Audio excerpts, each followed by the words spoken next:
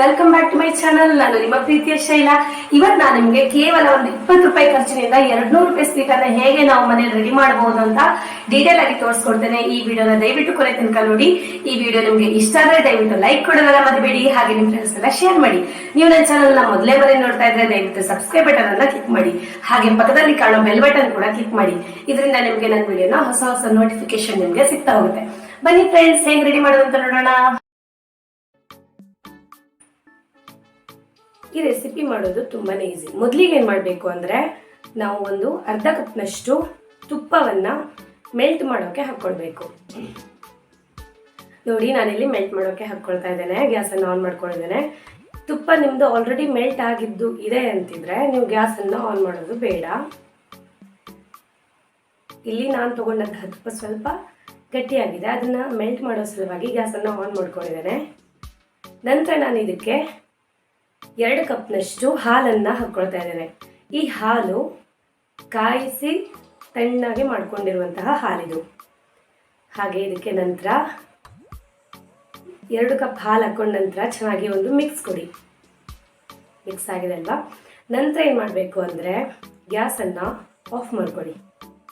ಗ್ಯಾಸನ್ನು ಆಫ್ ಮಾಡಿದ ನಂತರ ನಾವು ಇದಕ್ಕೆ 4 ಕಪ್ನಷ್ಟು ಮಿಲ್ಕ್ ಪೌಡರನ್ನು ಹಾಕ್ಕೊಳ್ಬೇಕು. ಕ್ವಾಂಟಿಟಿ ನೋಡ್ಕೊಳ್ಳಿ. 2 ಕಪ್ ಹಾಲಿಗೆ 4 ಕಪ್ಪಷ್ಟು ಮಿಲ್ಕ್ ಪೌಡರ್, ಡಬಲ್ ನಾವು ಹಾಕ್ಕೊಳ್ಬೇಕು. ಇದನ್ನ ಹಾಕಿ ಈಗ ನಾವು ಚೆನ್ನಾಗಿ ಒಂದು ಸ್ವಲ್ಪ ಗಂಟು ಇಲ್ಲದೆ ಇದನ್ನ ಕರೆಕ್ಟಾಗಿ ಮಿಕ್ಸ್ ಮಾಡ್ಕೊಳ್ಬೇಕು. ಗ್ಯಾಸನ್ನು ಆನ್ ಮಾಡ್ಕೊಳ್ಳೇಬಾರ್ದು. ಇದು ಕರೆಕ್ಟಾಗಿ ನಮಗೆ ಗಂಟು ಇಲ್ಲದೆ ಥರ ಮಿಕ್ಸ್ ಆದ ನಂತರ ನಾವು ಗ್ಯಾಸನ್ನು ಆನ್ ಮಾಡಬೇಕಾಗತ್ತೆ. ನೋಡ್ತಾ ಇದ್ರೆ ಅಲ್ವಾ, ಕರೆಕ್ಟಾಗಿದು ಮಿಕ್ಸ್ ಆಗಬೇಕು. ತುಂಬ ಹೊತ್ತು ಬೇಕಾಗುತ್ತೆ, ಪೇಷನ್ಸ್ ಇಂದ ಮಾಡ್ಕೊಳ್ಳಿ.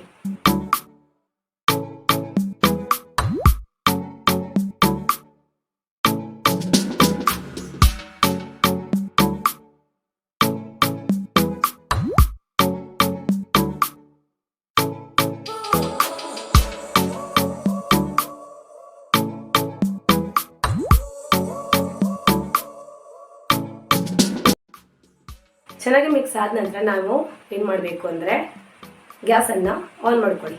ಚಿಕ್ಕ ಉರಿಯನ್ನು ಇಟ್ಕೊಳ್ಬೇಕಾಗತ್ತೆ. ಲೈಟಾಗಿರಬೇಕು ಗ್ಯಾಸು. ಚಿಕ್ಕ ಉರಿಯಲ್ಲೇ ನಾವು ಇದನ್ನು ಕಂಪ್ಲೀಟಾಗಿ ರೆಡಿ ಮಾಡೋದು. ನೋಡ್ತಾ ಇದ್ದಾರಲ್ವಾ, ಇದನ್ನು ಕಂಪ್ಲೀಟಾಗಿ ಇದನ್ನು ನಾವೀಗ ಒಂದು ಸ್ವಲ್ಪನೂ ತಳ ಹಿಡ್ಕೊಳ್ಳದೆ ಇರೋ ಥರ ನಾವು ಇದನ್ನು ಕಂಪ್ಲೀಟಾಗಿ ತೆರೆಸ್ಕೊತಾನೆ ಇರಬೇಕು.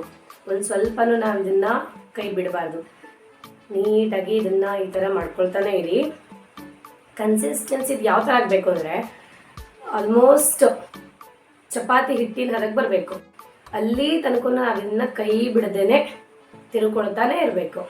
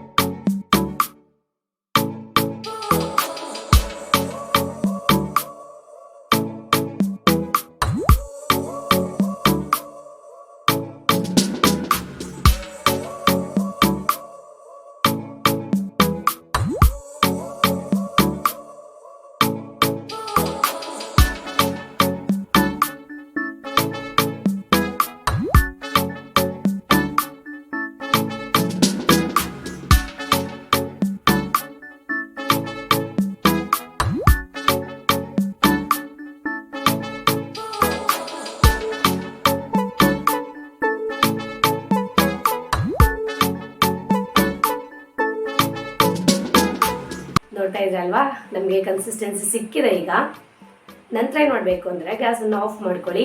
ಹಾಗೆ ಇದರಲ್ಲಿರುವಂತಹ ಈ ಮಿಶ್ರಣವನ್ನು ಬೇರೆ ಪಾತ್ರೆಗೆ ಹಾಕ್ಕೊಳ್ಳಿ.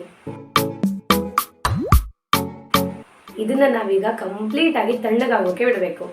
ಅಲ್ಲಿ ತನಕ ನಾವೀಗ ಸಕ್ಕರೆ ಪುಡಿಯನ್ನು ಮಾಡ್ಕೊಂಡು ಬರೋಣ. ನೋಡಿ, ನಿಮಗೆ ಯಾವ ಕ್ವಾಂಟಿಟಿಲಿ ಸಕ್ಕರೆ ಬೇಕೋ ಆ ಕ್ವಾಂಟಿಟಿಲಿ ನೀವು ಸಕ್ಕರೆಯನ್ನು ಮಿಕ್ಸರ್ಗೆ ಹಾಕ್ಕೊಂಡು ಅದಕ್ಕೆ ಫ್ಲೇವರ್ಗೋಸ್ಕರ 3 ಯಾಲಕ್ಕಿನ ಹಾಕ್ಕೊಂಡ್ರೆ ಸಾಕಾಗುತ್ತೆ. ಯಾಲಕ್ಕಿ ಹಾಕ್ಕೊಂಡು ಚೆನ್ನಾಗಿ ಒಂದು ಪೌಡರನ್ನು ಮಾಡ್ಕೊಳ್ಳಿ. ಕಂಪ್ಲೀಟ್ ಪೌಡರ್ ನಮಗೆ ಸಿಗಬೇಕು. ಸ್ವಲ್ಪನೂ ಸಕ್ಕರೆ ಥರ ಇರಬಾರ್ದು.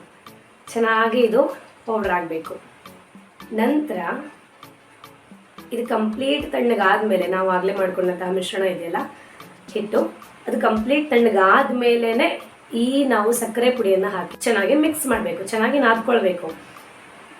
ತಣ್ಣಗಿರುವಾಗ ಹಾಕಿದ್ರೆ ಮಾತ್ರ ಈ ಕನ್ಸಿಸ್ಟೆನ್ಸಿ ನಮಗೆ ಸರಿಯಾಗಿಯೇ ಉಳಿಯುತ್ತೆ. ಬಿಸಿ ಇದ್ದಾಗ ಹಾಕಿದ್ರೆ ಸಕ್ಕರೆ ಪುಡಿ ಹಾಕಿದ ತಕ್ಷಣ ಮತ್ತೆ ತೆಳ್ಳಗಾಗ್ಬಿಡುತ್ತೆ. ಸೊ ಫುಲ್ ತಣ್ಣಗಾದ್ಮೇಲೆ ಈ ಸಕ್ಕರೆ ಪುಡಿಯನ್ನು ಹಾಕ್ಕೊಳ್ಬೇಕು, ಚೆನ್ನಾಗಿ ನಾದ್ಕೊಳ್ಬೇಕು. ಎರಡನ್ನು ಮಿಕ್ಸ್ ಮಾಡಿ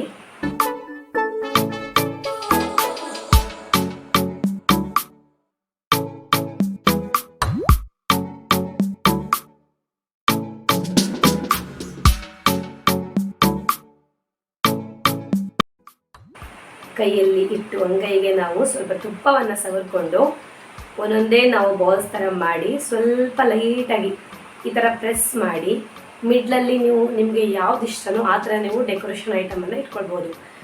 ಬಾದಾಮಿನ ಕಟ್ ಮಾಡಿ ಕೂಡ ಹಾಕ್ಕೊಳ್ಬೋದು.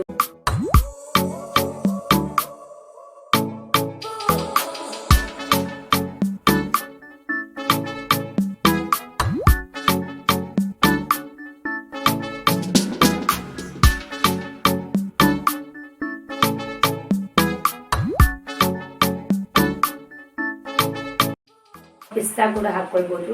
ನಾನಿಲ್ಲಿ ಚೆರ್ರಿನ ಯೂಸ್ ಮಾಡ್ತಾ ಇದ್ದೇನೆ. ಚೆರ್ರಿಯನ್ನು ಕಟ್ ಮಾಡಿ ಮಿಡ್ಲಲ್ಲಿ ಇಟ್ಕೊಳ್ತಾ ಇದ್ದೇನೆ.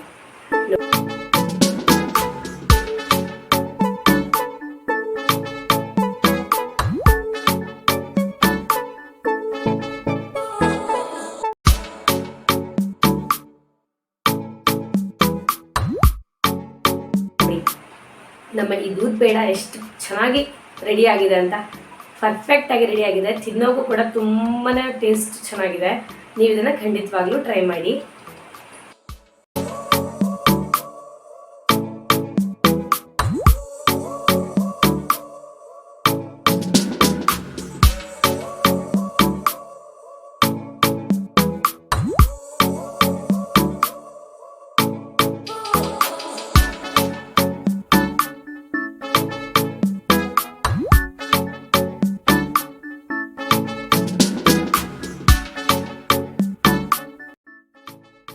ನೋಡಿದ್ರಲ್ವಾ ಫ್ರೆಂಡ್ಸ್, ಎಷ್ಟು ಈಸಿಯಾಗಿ ಈ ರೆಸಿಪಿನ ನಾವು ಮನೇಲಿ ಟ್ರೈ ಮಾಡ್ಬೋದು ಅಂತ. ಖಂಡಿತವಾಗ್ಲೂ ನೀವು ಇದನ್ನು ಟ್ರೈ ಮಾಡಲೇಬೇಕಾದಂತಹ ರೆಸಿಪಿ ಇದು. ಖಂಡಿತ ನಿಮಗೂ ಕೂಡ ಇದು ಇಷ್ಟ ಆಗುತ್ತೆ.